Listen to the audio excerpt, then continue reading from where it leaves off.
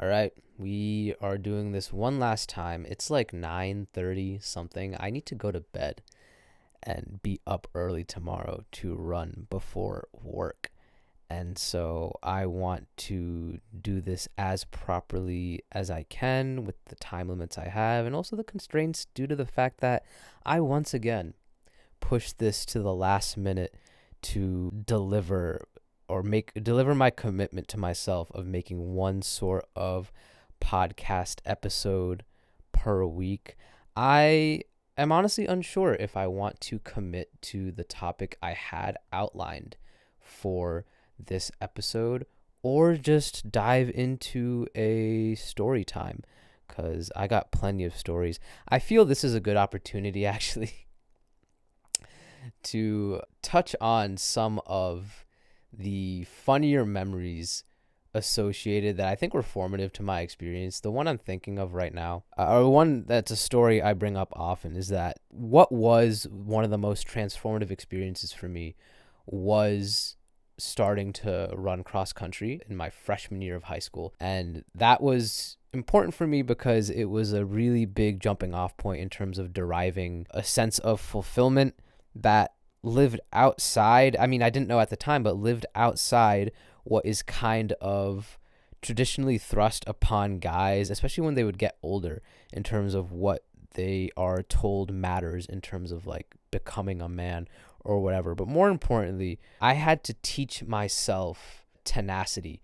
And it was a very humbling experience because, I mean, again, I don't want to dive into too much the idea of litigating weight loss as such, but I mean, I want you guys to still picture the environment. This is me coming from 8th grade into high school, a chubby kid. I had got into running just because not only like a matter of seeking something like that for myself, but also a matter of, just objectively taking care of my health. I did not have good habits in middle school. I mean, just a lot of fast food, a lot of junk foods, things that that would be standard in like the typical American diet, that as someone coming from a South Asian background, I don't have the same leeway in terms of being exposed to that, in terms of like the ramifications after the fact, in terms of predisposition to type 2 diabetes, cardiovascular disease in general,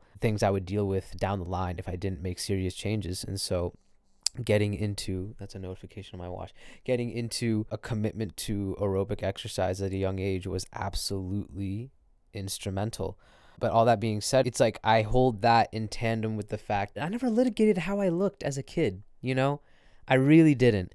And no one should have to deal with that. But it was only something I became increasingly more conscious of later on. And there's a whole host of, debate within that on its own. But that aside, I was in a position to be humbled so constantly, even though I wasn't necessarily conscious of it. I only think of a situation where it's like, it was my first ever time racing a 3-mile race. I mean, typically, so for cross country in high school for boys and girls for that matter, the race distances were 5K, so 3.1 miles.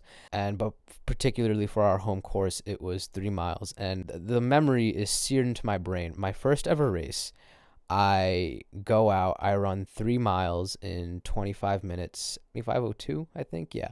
I ran 8:20 mile pace for 3 miles. That was a race pace, and I came second to last out of the entire race. After the fact, all the parents of the teammates, some of them have organized bringing like snacks for the kids after the race, and so I get my share, like about like some banana bread, some fruit, whatever.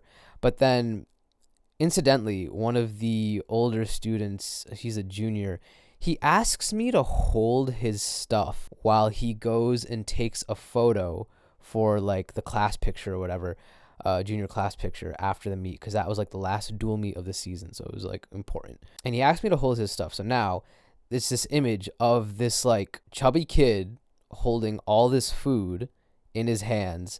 And then right in that same moment, the coach looks over at me and he says, you can't be holding all that. You can't be taking all that food. And I'm just like, before I can even get a word out, he's turning away. But I'm saying, wait, no, I'm holding this for a friend.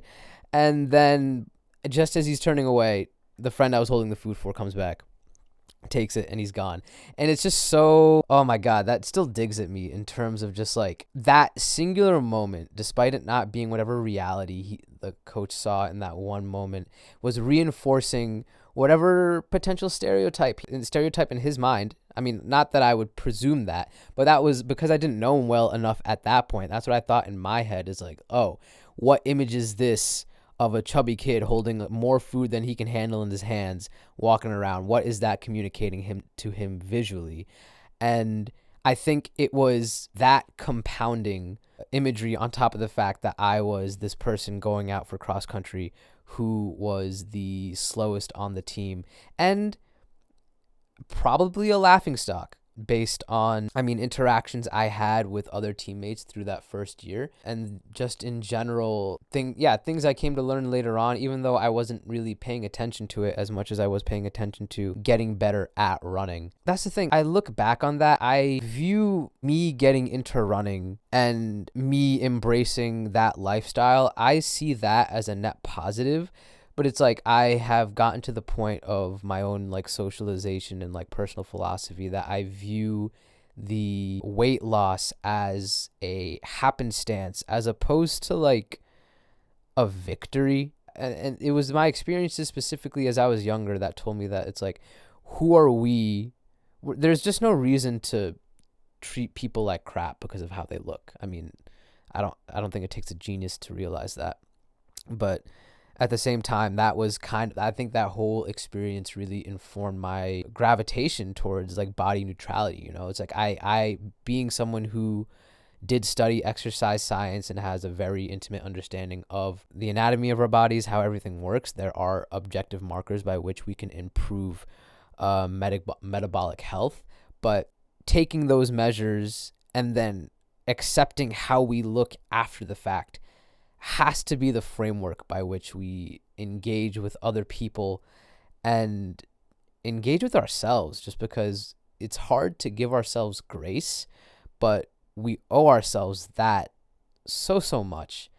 If I could, I would give my younger self a hug and be able to tell him that, you know, you can do these things, you can do whatever you want, pursue whatever you want, and just worry less about how you look doing it and enjoy yourself, because there's so much more that you have to offer.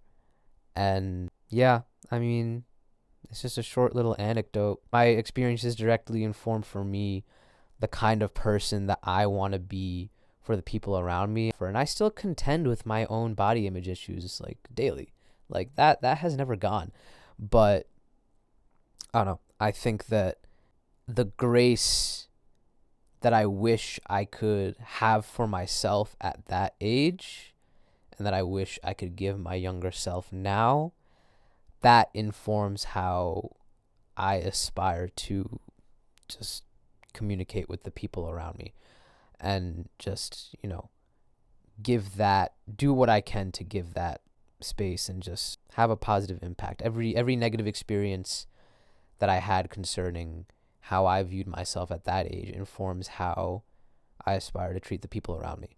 Yeah, short story. I think we passed 10 minutes, but that is, I don't know, that's all I got for right now. I had to make this one quick, even though I had another topic in mind. But story time is always good. It's another bit of exposure therapy. I'm just getting good at talking. I'm excited about the audio quality, the video quality. This is the new standard.